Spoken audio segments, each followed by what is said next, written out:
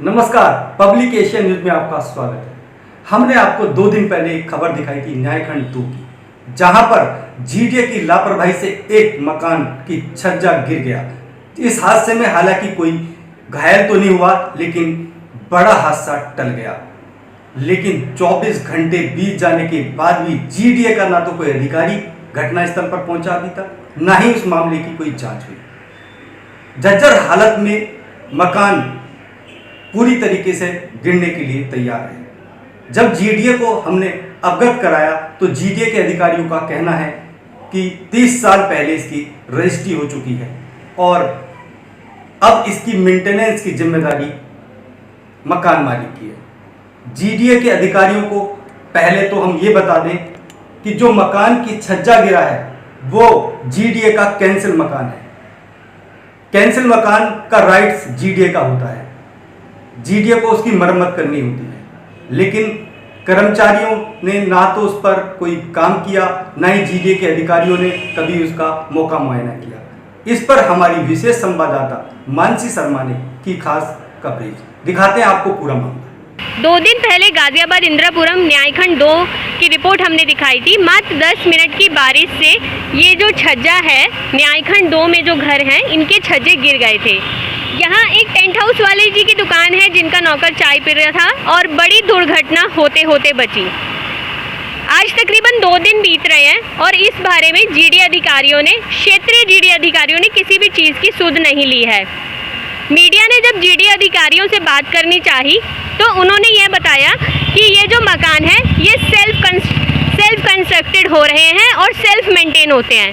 तो आइए इसी बात का जायज़ा लेने के लिए थोड़ा सा हम आगे चलते हैं और देखते हैं कि क्या ये मकान सेल्फ कंस्ट्रक्टेड और मेंटेन कैसे हो रहे हैं। ये मलबा देखिए आप, ये कूड़े के ढेर में जल्द ही तब्दील हो जाएगा, इसका सुचारू रूप से कोई कार्य नहीं किया गया।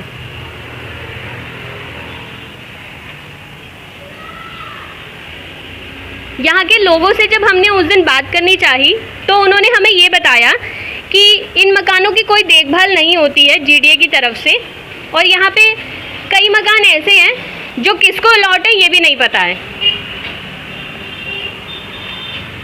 अब हम ऊपर की तरफ जा रहे हैं जहाँ पे हम ये देखेंगे कि यहाँ ऊपर के मकानों पर कोई रहता है कि नहीं रहता है।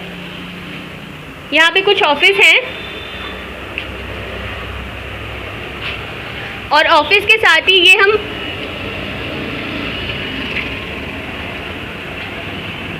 जीडीए की मकान जो खंडर में तब्दील होते जा रहे हैं उस तरफ आगे बढ़ रहे हैं। यहाँ तक मलबा गिरा हुआ है,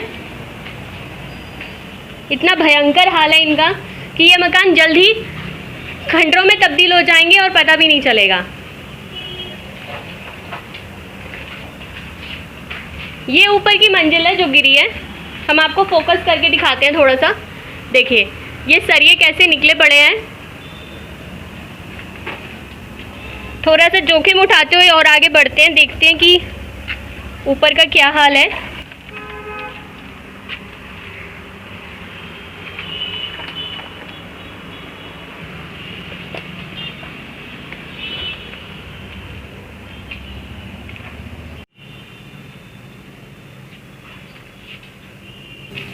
यहाँ के मंजर को देख के तो बिल्कुल ऐसा नहीं हो रहा है कि ये मकान जीडीए ने किसी को अलॉट करे होंगे। और अगर ये मकान किसी को अलॉट किए हैं तो इनकी देखभाल की जिम्मेदारी कौन लेगा? क्योंकि कोई भी अगर कोई मकान लेता है तो उसकी देखभाल की प्रॉपर तरीके से जिम्मेदारी लेता है और उसकी देखभाल करता है। लेकिन देखिए ये कूड़ादान है यहाँ का, ये जनता फ्लैट है न्यायखंड 2 के। ये चारों मकान ही हैं इस फ्लोर पे, ये 4 जो प्लॉट हैं ये चारों प्लॉट ही खाली हैं।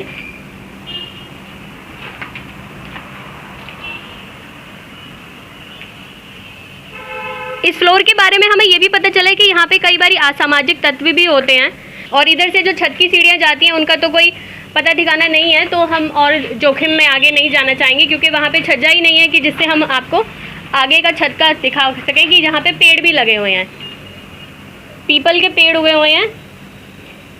यहाँ के रेजिडेंट्स का ये कहना है कि वो खुद ही इसकी देखभाल करते हैं, कोशिश करके जोखिम उठा के पेड़ निकलवाते हैं।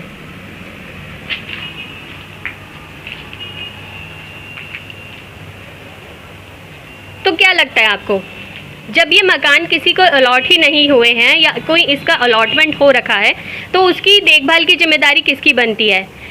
क्या जीडीए क्षेत्र अधिकारियों को कभी आके इन मकानों की सुध लेनी चाहिए? उन्हें देखना चाहिए कि ये मकान अलॉट नहीं हुए हैं। अगर ये अलॉट हुए हैं तो इनकी क्या पूरी किश्तें आ गई हैं? अगर नहीं आई हैं तो उनकी नीलामी की जिम्मेदारी भी जीडीए की ही बनती है। आदित्य एसोसिएट का एक ऑफिस है यहाँ पे, आइए उनसे बात करते हैं। एक्चुअली हम पिछले 2 साल से रेंट पर रह रहे हैं यहाँ पर। तो हमने ये जो है ना, कल 2 दिन पहले ये हादसा हुआ था। तो पहले क्या हुआ, धीरे धीरे जो छोटे मोटे पत्थर गिरने लगे थे, तो तुरंत में जो ऊपर जो रेंटर रहते हैं वो दौड़ कर आए, कह रहे हैं कि भैया ये पत्थर ऊपर से गिर रहे हैं। तो मैंने कहा फिर आप अंदर आ जाइए अगर पत्थर ही गिर रहे हैं। जैसे ही वो अंदर आए, लगभग 20 सेकंड बाद ही पूरा का पूरा जो छज्जा वो नीचे गिर गया एकदम से।